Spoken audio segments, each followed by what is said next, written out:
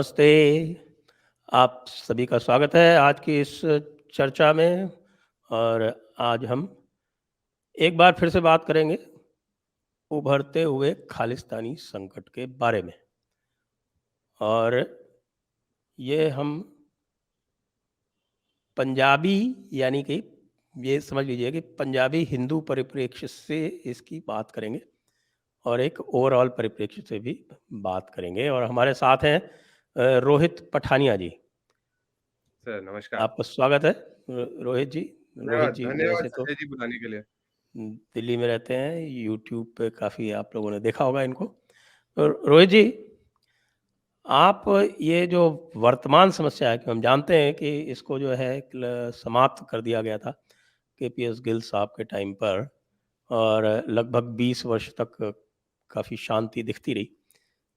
लेकिन अंदर ही अंदर तो कुछ पक रहा था जिसका संभवतः लोगों को अनुमान नहीं लगा। और फिर से जो है इसके लक्षण जो हैं वो पिछले 8-10 वर्षों में कहीं आ रहे थे जिनको संभवतः इग्नोर किया गया। आप कैसे सोचते हैं इसको? संजय जी आपने बहुत अच्छी बात उठाई है और धन्यवाद इस विषय पे प्रकाश डालने के लिए। अगर आप 2013 से ही बात कर लें, जब जरनैल सिंह भिंडरावाले का स्मारक दरबार साहब के मतलब कॉम्प्लेक्स में आ रहा है होता है और उसके लिए पुरज़ोर कोशिश हो रही है। लोग अपनी ओर से चिंताएँ व्यक्त कर रहे हैं, कहीं इससे तो नहीं वापस आग उठेगी, जो किसी तरह बुझाई गई है। शायद चिंगारियाँ अभी भी दबी हुई हैं, लेकिन उसको वापस हवा देने की कोशिश हो रही है। खैर, वो मेमोरियल तो बन गया, लेकिन अब 2015 के बाद से अगर आप सोचें, हम आज की डेट में ऐसे नहीं सोच पाते हैं कि क्यों अभी हो रहा है, तो 2015 से बात करते हैं। 2015 से 2017 के बीच में विशेष तौर पे तकरीबन 8 आरएसएस के नेताओं की हत्याओं की खबरें आती हैं और उन सब में समझ लीजिए खालिस्तान के जितने भी ये टेरर ऑर्गेनाइजेशंस थे जो इस विषय के ऊपर मतलब खालिस्तान बनाने के लिए जो मुहिम छेड़ रहे हुए थे अपने तरह की विशेष तौर की, उसमें आप देखिए तो वो उन सब का कोई ना कोई हाथ था। एफआईआर पर ये तो सिर्फ मरे हुए के लोगों की बात कर रहे हैं और भी ऐसे बहुत लोग पकड़े गए हैं 2015 के बाद से, जिसमें आरएसएस के नेता या कोई हिंदू नेता या कोई हिंदू महंत। इसमें तो और भी मजे की बात, तो आपको मैं मजे की क्या बोलूं, दुखद बात बोलूंगा। 2021 और 2022 में 3 ऐसे केस आए हैं जिसमें कि किसी महंत की हत्या हुई है या किसी महंत पे गोली चलाई गई है पंजाब के अंदर। और मतलब ऐसे गोली कांड हुए हैं। फिल्लौर में हुआ है, मोहाली में हुआ है जो बिल्कुल चंडीगढ़ से सटा हुआ है, और तो और जी जालंधर में हुआ है, जहां पे पंजाब में जो सब अगर हिंदुओं की आबादी सबसे ज्यादा है तो जालंधर क्षेत्र में, दोआबा क्षेत्र में पड़ती है। तो इन क्षेत्रों में अगर हिंदू अपने आप को असुरक्षित महसूस कर रहे हैं, ये आज के अभाव में तो नहीं हो रहा। हम 2015 से देख रहे हैं कि एक सिंगल वुल्फ, जिसे हम आज की डेट में टेररिज्म में लोन वुल्फ अटैक्स बोलते हैं ना, उसका कोई ना कोई फॉर्मुलेशन हो रहा है। कहीं से बाहर से सपोर्ट आ रहा है, कहीं अंदर चल रहा है। तो मतलब आग तो लगी हुई थी, ये देखिए। अच्छा, उस समय दुखद बात यह है कि इस इश्यू पे उस तरह की गंभीरता नहीं ली गई जो लेनी जानी चाहिए थी। ये एक, और बार-बार ये बात उठ भी रही थी कि खालिस्तान के जो ये टेरर ग्रुप्स हैं, ये आग भड़काना चाह रहे हैं, ये सांप्रदायिक आग लगाना चाह रहे हैं पंजाब के अंदर फिर से। अब आप इसका परिप्रेक्ष्य देखिए, और आप अगर अतीत में जाते हैं, 1984 से पहले भी इस तरह की घटनाएं चल रही थी लगातार। कुछ ना कुछ होता रहा था, और फिर 1982 में जब ये अ, तब भी जैसे काली मंदिर जो पटियाला का था, उसमें गाय का सर काट के फेंका गया था दल खालसा द्वारा। उसी तरह उसकी एक, कैसे बोलूं, अनुभूति कहीं ना कहीं आपको जो पटियाला में जो काली मंदिर पे जो पत्थरबाजी हुई थी पिछले साल, उसमें दिखती है झलक। तो अब वो, अब अंग्रेजी में कहते हैं ना, पैटर्न्स आर रिपीटिंग हियर। पर अगर पैटर्न वापस आपको दिख रहे हैं तो इस पे कड़ी मतलब इस पे कोई स्ट्रॉन्ग एक्शन क्यों नहीं होता दिख रहा है, मुझे इसकी बहुत चिंता हो रही है। और हम तो और आप मुझे लगता है कि रिएक्शन के पैटर्न भी रिपीट हो रहे हैं उसी तरह से। बिल्कुल सर, रिएक्शन वही और बात हो रही इनएक्शन है। You can say patterns of inaction. बिल्कुल सर, मेरे विचार में अंतर शायद सिर्फ इतना है कि इस बारी जो व्यक्ति विशेष जो घूम रहे हैं पंजाब के अंदर, वो किसी सरकार द्वारा नहीं खड़े किए गए, वरना हाव भाव वही है, बातचीत वही है, तरीके तकरीबन तकरीबन वही हैं। अब ये अब नाम ले ही लेते हैं, अमृतपाल सिंह जी जो आजकल घूम रहे हैं। अब देखिए, ये जो अजनाला में जो बहुत ही दुखद घटना हुई थी, जिसमें कि आपने देखा लॉ एंड ऑर्डर बिल्कुल मतलब कहीं नहीं था। अत्यंत दुख की बात तो मुझे अभी भी ये लगती है कि उन्होंने श्री गुरु ग्रंथ साहब जी के प्रकाश का इतना दुरुपयोग किया। लेकिन आप इसमें एसजीपीसी का रिएक्शन देखें, उनकी प्रतिक्रिया देख के तो हैरानी हो गई। उन्होंने अभी एक कमेटी बिठाई है जो ये तय करेगी कि ये एक बेअदबी का मामला है कि नहीं है। जबकि देश समर्थक सिखों को तो आप छोड़ दीजिए, जो पंथक सिख हैं जो खालिस्तान की मांग कर रहे हैं through quote and quote peaceful means, वो तक इसकी निंदा कर चुके हैं बात की कि ये कैसे करने दिया इसको। तो एसजीपीसी का जो इसमें जो बर्ताव है वो तो मतलब समझ ही नहीं आ रहा है क्या हो रहा है। खैर मैं तो ये कहता हूँ समझ में नहीं आने की क्या बात है, ये तो एग्जैक्टली वही है जो भिंडरावाले के समय में था। नहीं, एसजीपी वही सर, आप जानते हैं ना, एसजीपीसी मूक दर्शक बन के खड़ा है क्योंकि आग तो उसी की लगाई हुई है शुरू से। ये तो आप तो अपने शो पे इतनी बड़ी चर्चा कर चुके हैं पिछले 2-2.5 साल में किस तरह एसजीपीसी ने सिख पंथ में विशेष तौर से भावनाओं को भड़काने की कोशिश करी है। 2020 से भी चल रहे अगर तो, जब ये किसान आंदोलन 2020 दिसंबर के समय पे शुरू होता है, तब से उसके बाद 2021 में ये ब्रिटेन में सेंसस हो रहा है, तो जी ये बोलते हैं जी हमको अपने आप को वखरी कौम लिखवाना है। मतलब एथनिसिटी के स्थान पे सिख लिखिए आप। अब मुझे ये नहीं समझ आया ये एथनिसिटी कब से हो गए। खैर आपके शो पे ये चर्चा हो चुकी है कि ये दो कौमी नजरिया बोलते हैं अपने आप को, तो चलो ठीक है, पर ये एथनिसिटी में तो कहीं से क्वालिफाई होता नहीं ना। अच्छा, 2022 में जत्थेदार साहब जो है, मानजोग जत्थेदार साहब जो है अकाल तख्त के, वो एक भाषण देते हैं जिससे बोलते हैं कि हर सिख को आधुनिक से आधुनिक हथियार रखने चाहिए अपने पास। ये तो विशेष तौर पे कानूनी व्यवस्था को खराब करने वाली बात हो रही है इस समय, जब ऑलरेडी आपको ये दिखा है कि सिद्धू मूसेवाला के कांड की हत्या कांड में इसी तरह के हथियारों का एक इस्तेमाल हुआ है और ये एक परेशानी पूरे पंजाब में है। आप उसको और आग लगा रहे हो उस समय। तो फिर ये जी इस तरह के हुक्मनामे जारी करते हैं, बोलते हैं कि जो जत्थे हैं गांव में, युवाओं के जत्थे जो हैं वो तंबाकू की दुकानें बंद करवाएं।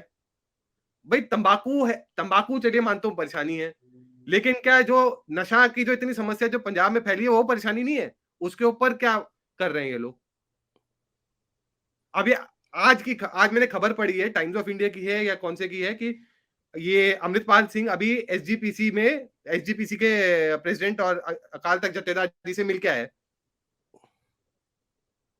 वो किस मुंह से उनको मना कर सकते, क्योंकि वो तो वही बातें बोलता है जो एसजीपीसी बोलती है, तो उसको तो वो उसकी निंदा भी नहीं कर सकते। वो लोग तो ऐसे फंसे हुए अपने ही बनाए हुए जाल में। तो सर आप तो मतलब जानते ही, आप तो इतने वर्षों से अपने अनुभव से भी देख रहे हैं, अगर एसजीपीसी को इस तरह,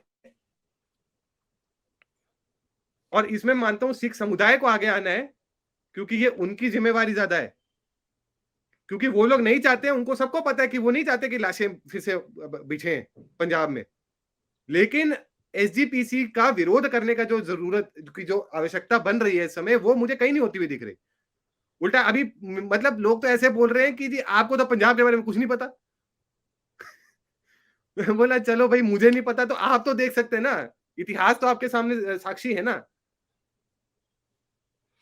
एसजीपीसी के बारे में तो हम लगातार ये कहते रहे हैं कि ये एक ऑर्गेनाइजेशन यदि रहा तो पंजाब तो खैर सरवाइव कर जाएगा, भारत सरकार किसी न किसी तरह से वो कर लेगी, लेकिन सिक्खी सरवाइव नहीं कर सकती। अरे सर आपने वैसे भी आप देख रहे हैं जो इन्होंने दुनिया भर के फतवे हर चीज़ के लिए, ये भी फतवाबाज हो गए, क्योंकि ये अपने आप को इस्लामी परिप्रेक्ष्य में देखते हैं। इनको लगता है कि साहब कि इस्लाम के ज़्यादा नज़दीक हैं, इस तरह की बात करते हैं। ये सारे पुराना वो जो तत्खालसा का मैकॉलिफ जो मैक सिक्खी वाला मामला है वो चल रहा है, जिसके नैरेटिव को कभी भी स्वतंत्र भारत में चुनौती नहीं दी गई ऑफिशियली, जो कि दी जानी चाहिए थी, आज भी दी जा सकती। बिल्कुल। तो एक भी आपने कभी एसजीपीसी द्वारा ये जो क्रिश्चियन धर्मांतरण चल रहा है सिखों का, इसके बारे में कभी कुछ सुना क्या? या उससे सिख धर्म को, पंथ को कोई फ़र्क नहीं पड़ता, किसी तरह का कोई संकट नहीं है? यानी कि अंततः क्या ये चाहते हैं कि सिक्खी का मतलब सिर्फ़ एक जाति रह जाए?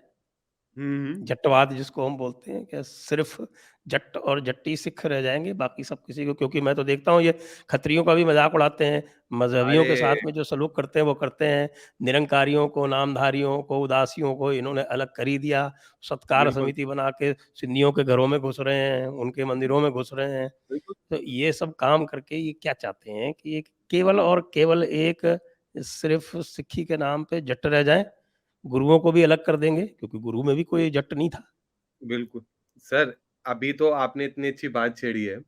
एक ना पुराना एक मुझे ना चुटकुला याद आ रहा है, पंजाबी में था, मैंने कहीं सुना था कि एक बारी एक जट था। अब मैं जट्टों की बुराई करने के लिए नहीं बोल रहा हूँ, लेकिन किस तरह की मानसिकता फैलाई हुई है इन लोगों ने, उसका नहीं, बहुत मैं तो अच्छा वो जट्टवाद की बात कर रहा हूँ। ज हाँ, जट नहीं तो वही, देखिए, वो केपीएस उनकी वो गिल भी तो मानसिकता जट थी, वो थे, देखिए उन्होंने ही तो जट पूरा का किसान पूरा थे जिनके पंजाब केश बचा वेश के टूटे। निकाला। बिल्कुल, महान बिल्कुल। देशभक्त और महान सिख था sir, KPS KPS Gill. Gill जैसे जट हैं, जीवन सिंह उमरा नंगल जी जैसे जट हैं, जिन्होंने इतना कुछ किया उस समय और ये तो पता नहीं फिर सब पता सरदारा नहीं सिंह कहाँ जी से से जैसे 93 साल बिल्कुल, के होते हुए भी इन बदमाशों के आगे झुके नहीं है, जो आपके बिल्कुल, किसान आंदोलन वाले थे। बिल्कुल सर उन्होंने इवन अपनी बात पे टिके रहे प्रोफेसर वो। एसएस जौहल हैं, एसएस जौहल जैसे हाँ, इतने जो वही ब्रिलियंट सरदारा सिंह जोहल, उन्हीं की बात कर रहा हूँ। बिल्कुल, बिल्कुल, वही। तो सर वो चुटकुला अनफॉर्च्युनेटली या फॉर्च्युनेटली ऐसे है कि एक जट थे, किसान था, वो देख रहा था कि एक ना खत्री सिख जा रहा है। अच्छे से तैयार होके बाना डाला हुआ है उसने जो वो कप जो ट्रेडिशनल वो मतलब अच्छे से मतलब बहुत ही रिलीजियस फॉलोवर थे, वो जा रहे थे गुरुद्वारा। तो उसने बोला कि कित्थों चलिए तुसी? कहाँ जा रहे हो? बोला जी चल गुरुद्वारा चले। तो वो जट बोलता है, "भापे कदों दे सिख होइए?" ब भाप भापे जो उनके लिए जो मतलब बड़ा डेरोगेटरीली वर्ड यूज़ करते हैं क्योंकि हुँ, जो खत्री लोग होते हैं उनकी पंजाबी में पापे बोलते हैं बड़े भाइयों को। हुँ। तो उन्होंने उसको डेरोगेटरी टर्म बना के यूज़ किया कि पापे कब से सिख हो गए भाई? तो इस तरह की जब मानसिकता आपको आमतौर पे दिखेगी, तो आप तो ये तो सिर्फ़ कम्युनिटी के अंदर की बात है, आप तो आउटसाइड द कम्युनिटी जो हम जैसे लोग हैं, उनके लिए तो बिल्कुल ही अलग लेवल पे चला जाता है। ख़ैर, अब ये एसजीपीसी ने जो ये आग लगाई हुई है, आपने तो इसमें बहुत कुछ डॉक्यूमेंट किया है। सरदार तरलोचन सिंह जी, जो राज्यसभा के एमपी भी रह चुके हैं, उन्होंने एक साक्षात्कार दिया था, उसमें उन्होंने ऑन रिकॉर्ड ये बात बोली है कि जब तक एसजीपीसी के इलेक्शंस होंगे, जब तक एसजीपीसी के चुनाव होंगे, ये प्रॉब्लम सॉल्व नहीं हो सकती हमारी। और उनके बड़े कड़े शब्द थे, SGPC elections are body cancer to the Sikh community. और वो बोलते हैं कि आप ये सोचते हैं कि आप ये बैंडेड लगा-लगा के उसको ठीक कर लेंगे, तो ये कभी नहीं ठीक हो सकती प्रॉब्लम। और सर, अब ये आप ये सोचिए कि जब यही बर्ताव जो होता है, यही चीज़ें जब बाहर जाती हैं, रेप्लिकेट होती हैं, गुरुद्वारों के अंदर अनफॉर्च्यूनेटली ग्लोबली कितनी लड़ाइयाँ हम सब ने देखी हुई हैं। जी, वो एक गुरुद्वारे में मैनेजमेंट हमें नहीं मिली, तो वो दूसरा गुरुद्वारा खड़ा कर लेते, तीसरा खड़ा कर लेते, चौथा खड़ा कर लेते, एक ही सड़क पे 500-500 मीटर की दूरी पे, कि जी कमिटी हमारे हाथ में रहनी चाहिए। ये सब बिहेवियर कहाँ से आ रहा है? इसकी उत्पत्ति कहाँ से हुई है? एसजीपीसी के कारण ही उत्पत्ति हुई है। एसजीपीसी में जिस तरह के चुनाव करती है और इसको कंट्रोल कौन करता है? इसको कंट्रोल करती है इस समय बादल फैक्शन जो है शिरोमणि अकाली दल का। अब ये शिरोमणि अकाली दल जो बादल फैक्शन है, ये क्या करना चाह रही है? अब आपको मैं बताता हूँ। सर आपको याद होगा एक पादरी थे जालंधर डायोसीस के बिशप ये फ्रैंको मुलक्कल फ्रैंको मुलक्कल। जिनके ऊपर इतना संगीन आरोप लगा था। वो और सुखबीर बादल जी ने इतनी फोटो साथ में खिंचवा रखी है मतलब मैं आपको बता नहीं सकता रिकॉर्ड पे। जब भी कोई फंक्शन होता था ये सबसे पहले रिबन काटने पहुंच जाते थे बादल साहब उप मुख्यमंत्री के तौर पे। अच्छा, अंकुर नरूला एक पास्टर है हुँ, पेंटेकोस्टल। आपको पता है उनकी इतनी हिम्मत थी कि उन्होंने अकाली दल की सरकार के मंत्रियों को पौना घंटा वेट करवाया एक फंक्शन अपने ही फंक्शन में। क्योंकि उनके वोट चाहिए जी। तो अब दिख रहा है जब वोट बैंक पॉलिटिक्स खेलनी है तो जी ये बोल कैसे सकते हैं कुछ भी। एसजीपीसी तो इन्हीं के हाथ में, एसजीपीसी के माध्यम से तो कुछ बुलवा ही नहीं सकते ये। अब जब पावर में नहीं है तो जी पिछले साल एसजीपीसी रो रही है कि जी धर्मांतरण हो रहा है। ये दो जब तक ये दोगला गेम खेलते रहेंगे ना, इसीलिए इनकी कोई क्रेडिबिलिटी आम सिखों में तो है ही नहीं ना। चाहे वो भारत समर्थक हो, चाहे वो खालिस्तानी हो, पंथक हो, किसी भी तरह के सिख हो, वो तो बोलते हैं जी एसजीपीसी तो ये सब बादल के टट्टू है।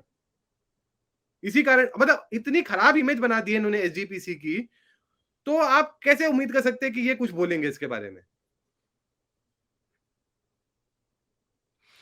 और विक्रम मजीठिया तो अभी बोल रहे थे कि अगर गौरव यादव डीजीपी की टांगे कांप रही हैं तो वो हमको बता दें, हम 10 मिनट में इसको अमृतपाल को ठीक कर देंगे। फिर क्या हुआ उसके आगे? सर मजीठिया साहब ना, अच्छा आपको ये तो पता ही होगा कि मजीठिया साहब की जो लीनिएज है वो बड़ी ही इलस्ट्रियस लीनिएज है। वो अकाली दल के प्राइमरी फाउंडिंग मेंबर्स की फैमिलीज में आते हैं, बेसिकली उनका जो परिवार है। और ये देखिए अब अकाली दल के दो तरह के, अब मैं तो बोलता हूं अकाली दो लोग दो आवाजें निकाल रही है ना एक साथ, दो तरह के स्वर है उनके। एक जो एसजीपीसी के माध्यम से चल रहे हैं, एक जो है मजीठिया साहब बोल रहे हैं। मैं किस पे विश्वास करूं मुझे बताइए। मुझे तो संदेह रहेगा ना जब मुझे पता है कि वो लोग इसी संस्था पर काबिज हैं। उस संस्था से एक तरह की आवाज निकल रही है, दूसरी अपने ओर से दूसरी आवाज निकाल रहे हैं। मैं तो कभी विश्वास नहीं कर सकता ना इन पे इसी वजह से। और ये ट्रैक रिकॉर्ड है, अकाली दल का ये ट्रैक रिकॉर्ड है कि ये आग लगाते हैं, फिर ये अपने आप को सेवियर दिखाते हैं कि मैं इस आग से बचाऊंगा अब तुम्हें। और ये आज की बात नहीं है सर, जब साझा पंजाब था, पेप्सू वाला दौर था, उसमें भी क्योंकि ये अपने आप सत्ता पे नहीं आ पाते थे, इन्होंने क्या नहीं किया था। पंजाबी सूबा एजिटेशन हम सबको पता है क्या हाल था। आप तो बहुत अच्छे इतिहासकार भी हैं, आपको तो पता है पंजाबी सूबा एजिटेशन के नाम पे इन्होंने कितना उपद्रव मचा दिया था पूरे पंजाब में। जबकि ये फैक्ट ऑन रिकॉर्ड है कि जो पंजाबी बोली हिस्से थे उस स्टेट के, उनमें सोशियो इकोनॉमिक इंडिकेटर्स बेटर थे हिंदी भाषी एरियाओं से।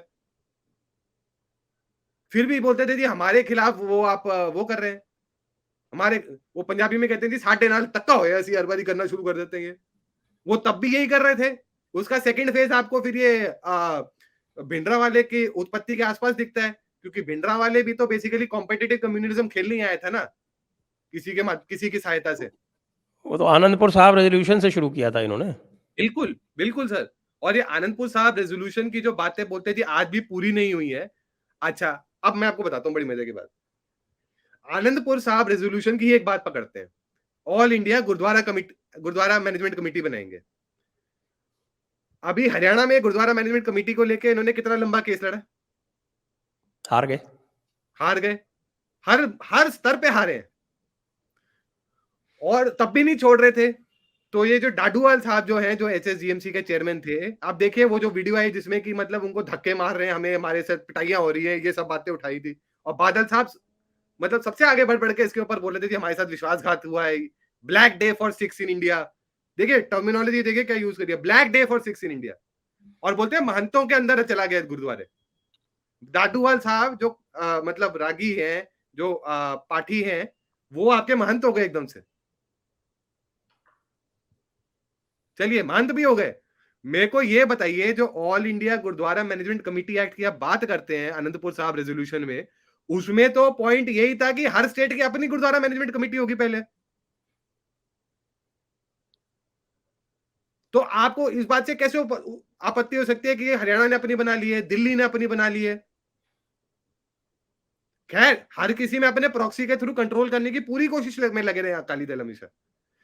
पटना साहब में जो वहां के जो अपने जो जत्थेदार थे पटना तखत के, उन्होंने अकाली दल पे आरोप लगाया था कि ये बहुत हस्तक्षेप कर रहे हैं यहां की पद्धतियों को बदलने के लिए।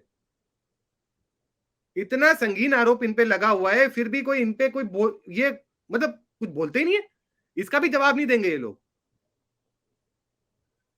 अच्छा एक और चीज है, ये जो एसजीपीसी वाले हैं, अब आपने पीछे वो क्रिश्चियन वाली बात करी थी ना, एसजीपीसी वालों को वैसे फर्क भी क्यों नहीं पड़ता कि क्रिश्चियन कन्वर्ट हो रहे हैं, क्योंकि अनफॉर्चुनेटली या फॉर्चुनेटली जितने आपके जो मजहबी सिख हैं या वाल्मीकि हैं, इस तबके, इस सामाजिक तबके के जो लोग हैं, इनमें ज्यादा कन्वर्जन हो रही है इस समय। इनको तो ऐसा लगता है जी गुड रिडेंस, हमें तो कुछ करना ही नहीं पड़ेगा शेयर, हमें स्पॉइल्स पावर शेयर ही नहीं करनी पड़ेगी ना फिर किसी के साथ। इनकी तो मानसिकता ही जब ऐसी है, तो फिर आप कैसे उम्मीद कर सकते हो कि ये कुछ रिएक्शन देंगे इन चीजों पे। और ये जो आजकल जो खालिस्तान के तरह-तरह के जो नक्शे चल रहे हैं, उनमें से कौन-सा प्रामाणिक है? सर आप ही ने बोला था ना पीछे किसी शो पे, जहां पर भी दो सिख खड़े जाते हैं वो खालिस्तान है ना? तो वही हाल बना रखा है इन्होंने। अच्छा, आपको इतना शौक है खालिस्तान बनाने का, मुझे बताओ हिमाचल कहाँ से खालिस्तान हो गया भाई? वहां पे तो आपकी कोई आबादी नहीं है।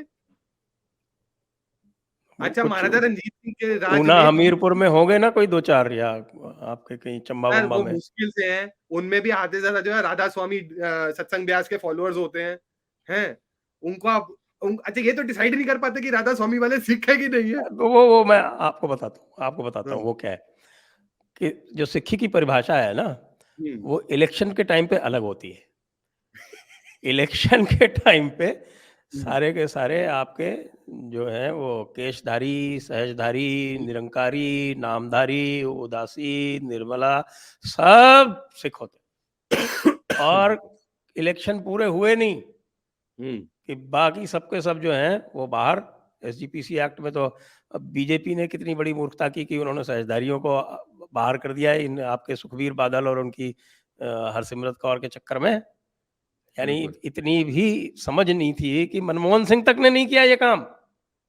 अरे सर, मतलब कभी-कभी अब दुःख बड़ा होता है बोलते हुए कि भाजपा वाले इनके साथ जो जिस तरह के बहकावे में चले हुए हैं इतने सालों से, ये जो आपने जो बात करी ना ये सहजधारी वाला जो केस था, ये पहले 2004 के आस-पास आया था।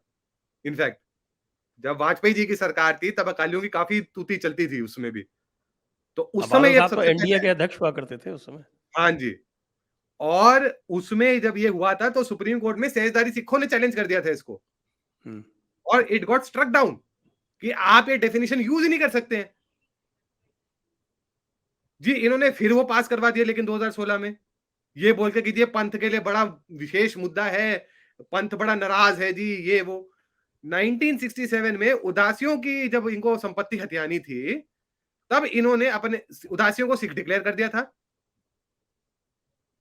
तब अच्छा सुप्रीम कोर्ट ने तब भी उदासियों को सिख नहीं माना। खैर वो एक केस और है। बट हुँ। आप ये देखिए जब इनको वो सर आप तो जानते हैं ना वेदांत की क्या होती है मूल जो विचारधारा, नेति नेति नेति। ये भी नहीं, ये भी नहीं, ये भी नहीं। तो जैसे आपने कहा जब एसजीपीसी के इलेक्शन लड़ने होते हैं, तो जी ये भी सीखनी है, ये भी सीखनी है, ये भी सीखनी है। लेकिन जब अपने नंबर दिखाने होते हैं, तो ये भी सीखे, ये भी तो सीखे, ये भी विधानसभा सीखे। के इलेक्शन होते हैं तब। हाँ, विधानसभा के लिए सब सीखे। और सर ऐसी-ऐसी टर्मिनोलॉजी आजकल इन्होंने इजाद कर दी है, हिंदू सिख। हैं? मैं ये बोला क्या चलो होता है? जी।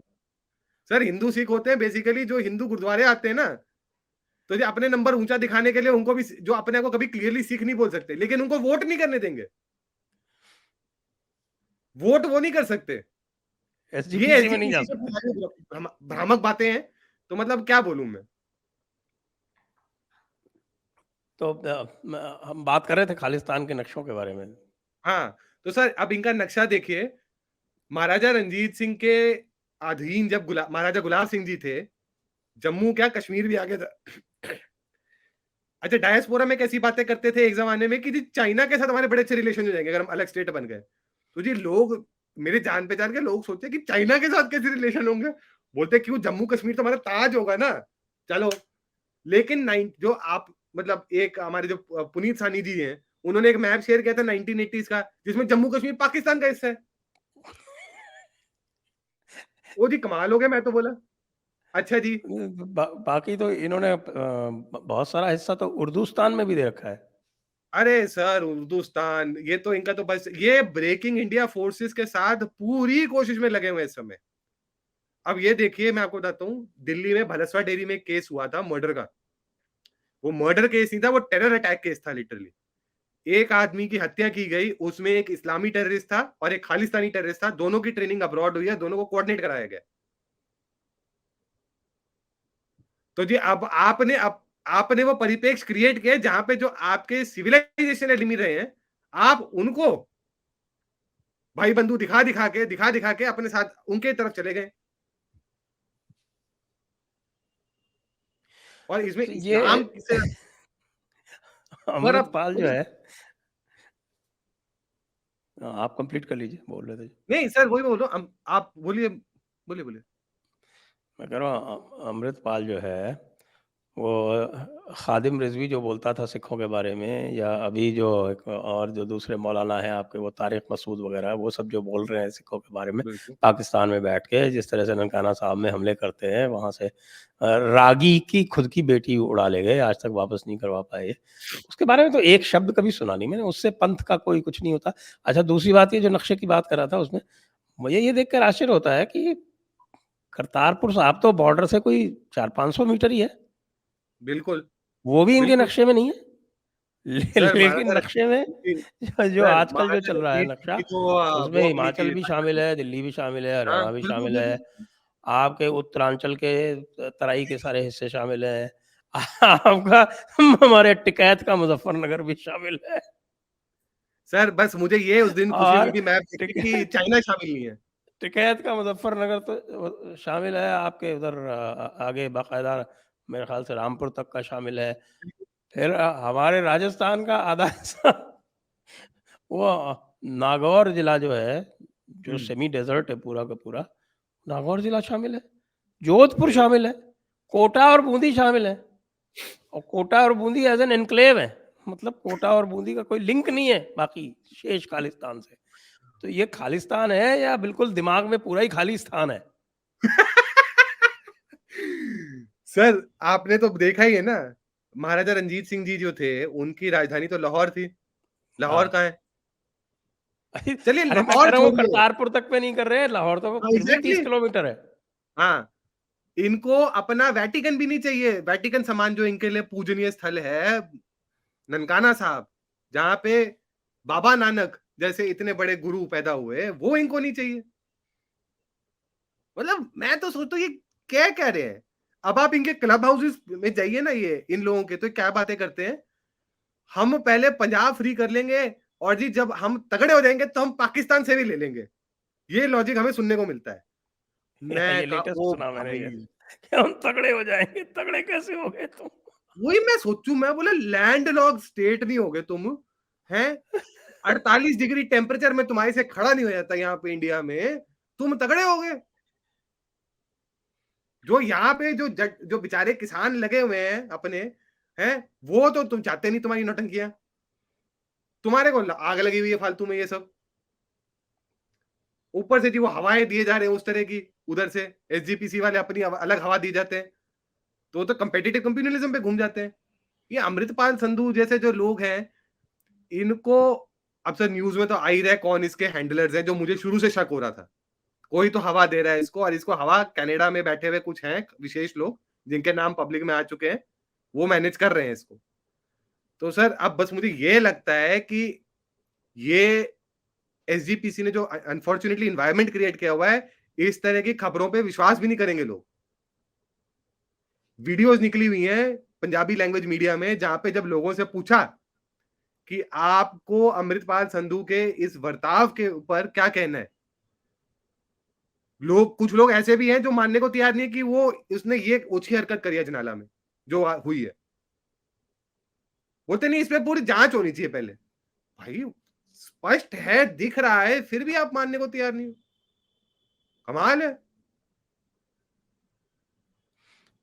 मानने को तो तैयार, देखिए आप वही वाली बात है कि जो सो रहा हो उसको तो आप जगा सकते हैं, लेकिन जो सोने का बहाना कर रहा हो उसको तो नहीं जगा सकते ना।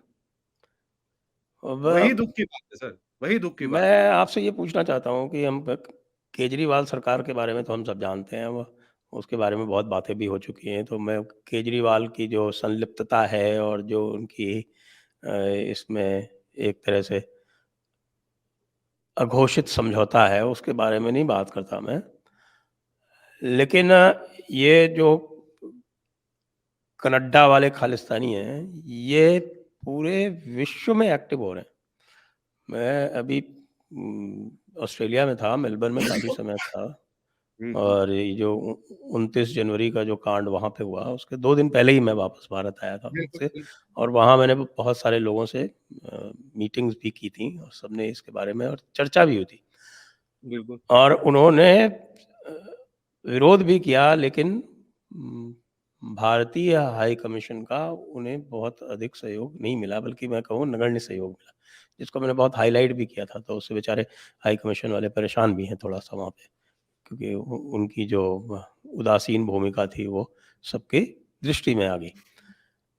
अब वहाँ पे वो मेलबर्न में किया, अब वो ब्रिस्बेन में करने जा रहे हैं, फिर सिडनी में करेंगे, इस तरह के ये लगातार वहाँ चल रहा है।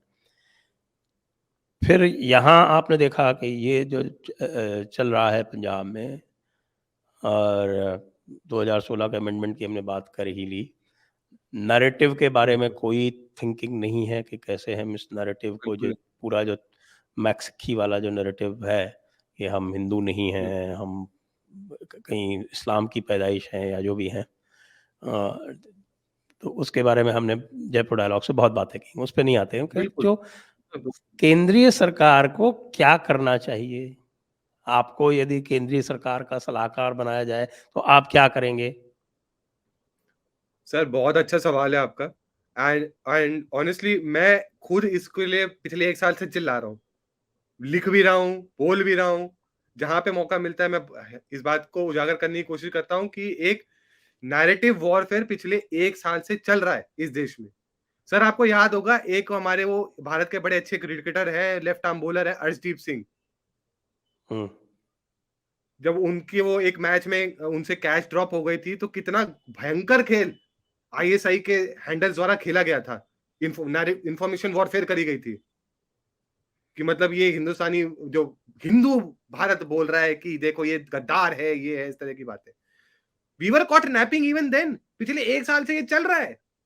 और ये अमृतपाल कोई आज का तो कल मतलब इस महीने का तो आया हुआ नहीं है ना। 8 महीने से भारत में घूम रहा है। ज़्यादा से ज़्यादा क्या हुआ आपने इसका बस सोशल मीडिया का हैंडल ब्लॉक किया। इतने पंजाबी के जो न्यूज़ ऑर्गनाइजेशंस हैं, जिनको ये लगातार धड़ल्ले से इंटरव्यू दिया जा रहा है, उनमें तो कोई रोक नहीं है। आप यूट्यूब पे सर्च करिए, आप फेसबुक पे सर्च करिए, प्रो पंजाब टीवी जैसे नाम के हैं, देश क्वाड जैसे नाम के हैं, पंजाब न्यूज़ जैसे नाम के हैं चैनल, जो इनके इंटरव्यू लगातार लिए जा रहे हैं। वो भड़काऊ बातें बोलता है, ये उसको और उछाल-उछाल के दिखाते हैं। नैरेटिव वॉरफेयर तो भारत सरकार तो नैरेटिव वॉरफेयर पे तो कोई जोर भी नहीं दे रही है मुझे लगता है। उसको तो लगता है करना ही नहीं है कुछ। अपने आप मुसीबत चली जाएगी। ये तो वो वाली बात होगी ना वो कबूतर वो बिल्ली के सामने तो बोलता है मैं आँख बंद करके बैठा तो कबूतर मुझे नहीं देखेगा। बिल्ली मुझे नहीं देखेगी। हुँ, बिल्ली मुझे नहीं देखेगी हाँ सॉरी और कबूतर को और बिल्ली क्या करती है? आके कबूतर को एक झपेड़ मारती है और वो खत्म हो जाते हैं कबूतर। तो ये वाली जो बात है मतलब अब एक किसी साक्षात्कार में गृह मंत्री जी का ये बोल देना कि हम इस पे कड़ी नजर रखे हुए हैं, पर्याप्त नहीं है। आपको उन सब मीडिया ऑर्गेनाइजेशंस पे भी सवाल उठाना पड़ेगा कि आपने इसका इंटरव्यू क्यों लिया बताओ पहले। और दुख की बात यह है कि इवन जो ये हिंदी वाले जो न्यूज़ चैनल्स हैं हमारे, कोई बड़े प्रोमिनेंट से हैं, जो मतलब इसका साक्षात्कार लिए जा रहे हैं, इसको मंच दिए जा वो रहे हैं और तो बोलने के लिए। वो जो हमारा रजत शर्मा है, ढोंगी नंबर 1, उस रजत शर्मा ने अभी कुछ दिन पहले बागेश्वर धाम महाराज का इंटरव्यू लिया था बिल्कुल, और बिल्कुल, उनसे ऐसे सवाल जवाब कर रहा था और ऐसे कह रहा था कि आप क्या भिंडरावाले बनना चाहते हो? और जो असली में भिंडरावाले बनना चाहता है, बिल्कुल। उसके चरणों में लोट रहे इनके एंकर। ऐसे ढोंगी हैं ये। सर, दुःख की बात ये है ना कि हिंदू समुदाय जो है ना, उस तरह की स्ट्रीट पावर नहीं दिखाता है। जिस तरह के दूसरे समुदाय दिखाते हैं, जिनसे इन लोगों को बहुत भय होता है। तभी हमारे देश में कुछ ऐसे कथा तथाकथित जीवित बुद्धिजीवी लोग हैं इस तरह के, जो कुछ भी अनर्गल बोल के निकल जाते हैं और इनके ऊपर कोई टिप्पणी भी नहीं करता है।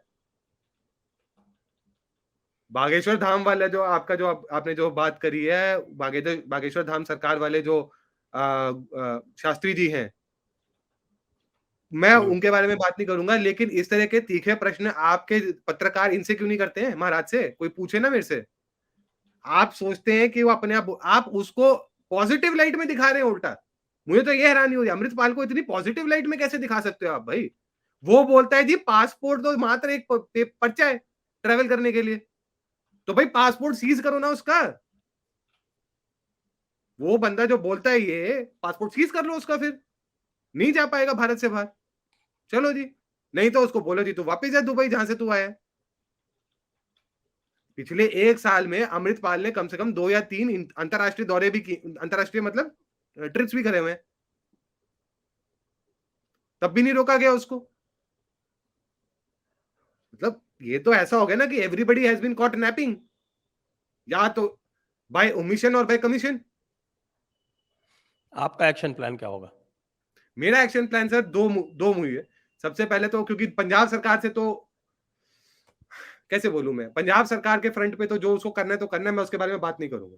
वो आप भली भांति आप परिचित हैं, आपने उसके ऊपर विक्रम सिंह जी के साथ अभी कल परसों ही आपने चर्चा भी करी है, बहुत अच्छी चर्चा है, थैंक यू फॉर दैट। क्योंकि वो ऐसे स्टेप्स हैं जो करे जा सकते हैं, मैं मानता हूँ लीगल तौर पे भी, मेरा भी मानना है आपको सुनने के बाद।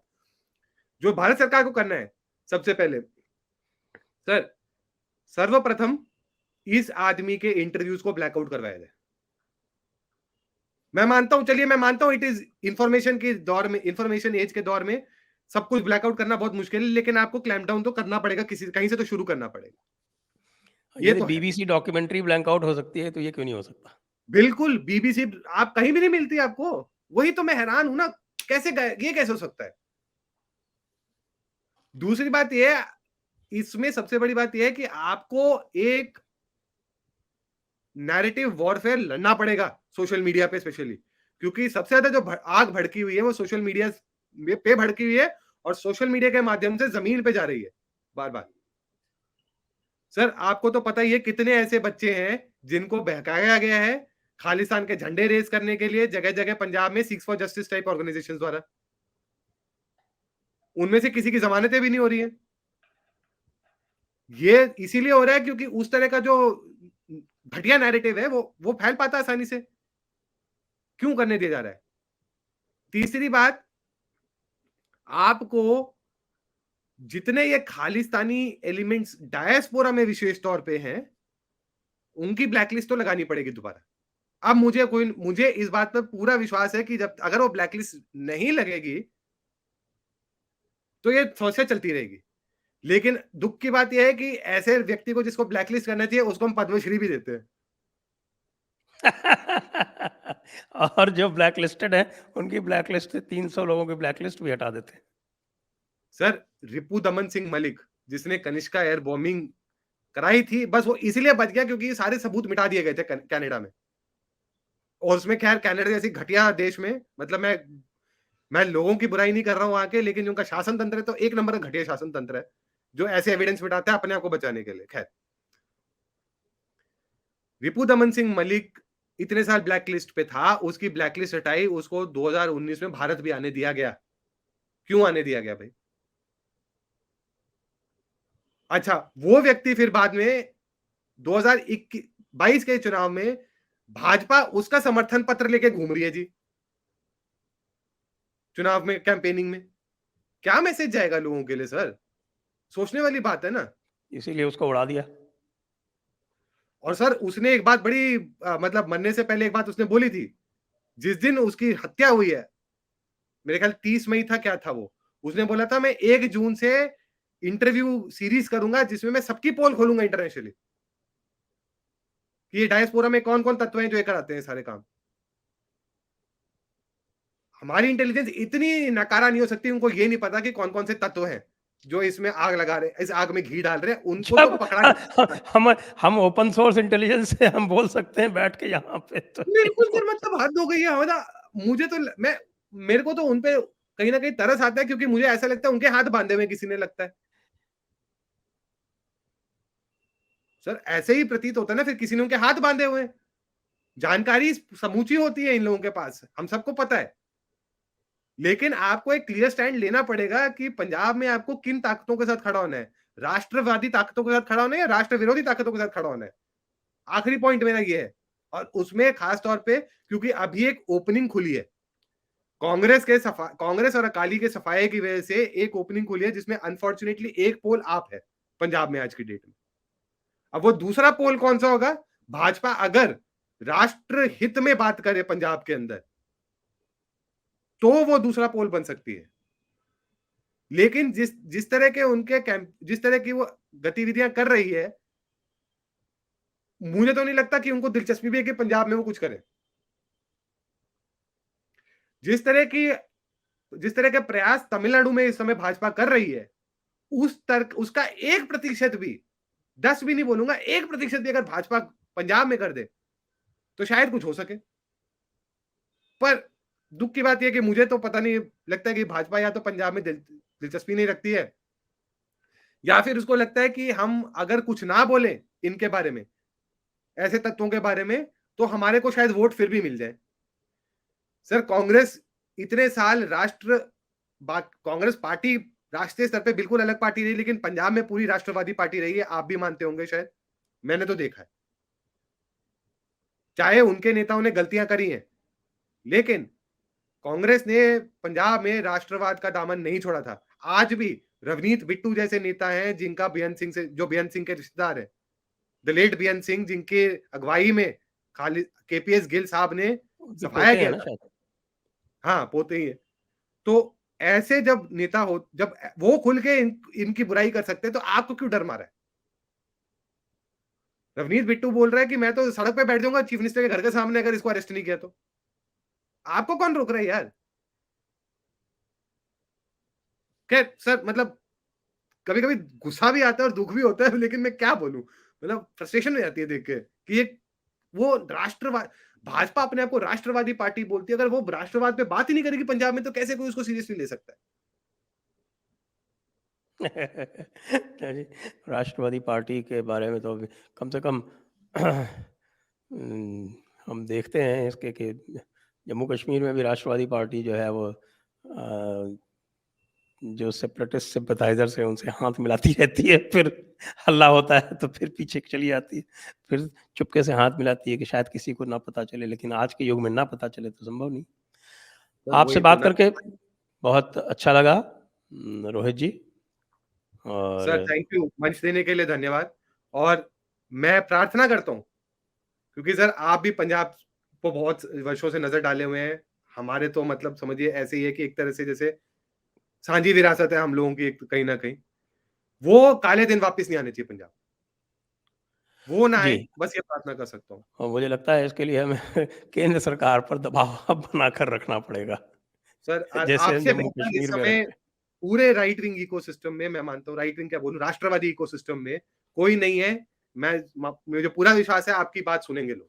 तो आपसे यही निवेदन है, आप इसे बनाए रखिए, नजर बनाए रखिए, ताकि जितने भी लोग हैं, पुनीत सानी जी हैं, रमणीक मान जी हैं, इतने मतलब इतने दिग्गज लोग जो आपके यहाँ पे आके मतलब सत्यापन कर, मतलब तथ्य खोलते हैं, जैसे कि जो इस समय पंजाब सरकार ने जिस तरह घुटने टेके हुए लिटरली, और उसके बाद वो सर मैं कैसे बोलूं, वो वीडियो आपने देखी होगी जिसमें वो प्रैक्टिस कर रहे हैं, जब निहंग के अटैक करें या कोई ऐसे अटैक करे तो कैसे हमें अपने आप को बचाना है। उसके ऊपर ना मुझे एक बात याद आ गई थी, बस खत्म करने के लिए, बुरा if you give me 2 more minutes। Sure. Sir वो ना ऐसी बात हो गई कि जैसे लड़ाई के बाद मुझे याद आए, वो कहते हैं ना कि लड़ाई के बाद अगर आपको याद है कि मुझे मुक्का मारना था ना, उसको वो मुक्का अपने आप को मार देना चाहिए। ये वो वाली हरकत थी। तो अगर ये जी। ऐसे चलता रहेगा तो जी पंजाब सरकार से तो कोई उम्मीद नहीं रख नहीं सकते हम। सॉरी। जी हाँ, वो तो दिख रहा है। तो इनको को आगे भी कुछ जो कॉन्स्टिट्यूशनल मीन्स हैं वो भी उसके ऊपर विचार करने चाहिए। कम से कम मैं बिल्कुल सर। कई बार कहता हूँ कि भई आप यदि सुप्रीम कोर्ट से इतना डरते हो तो आप काटो नहीं तो कम से कम फुफकारो तो सही। बिल्कुल कॉन्स्टिट्यूशनल बिल्कुल। प्रोविजंस हैं, आर्टिकल 256 में कभी इंस्ट्रक्शन भी जारी कर दो, आज तक नहीं किया 9 साल में किसी को। सर, और वो तो सर बहुत सारे राज्य इस समय ऐसे हैं जहाँ पे जरूरत है, खैर वो तो किसी और दिन की बात है। जी, तो अब इस चर्चा को यहीं समाप्त करेंगे। सभी दर्शकों को बहुत-बहुत धन्यवाद। रोहित जी, आपको बहुत-बहुत धन्यवाद। जय हिंद, धन्यवाद वंदे सर। मातरम। वंदे मातरम।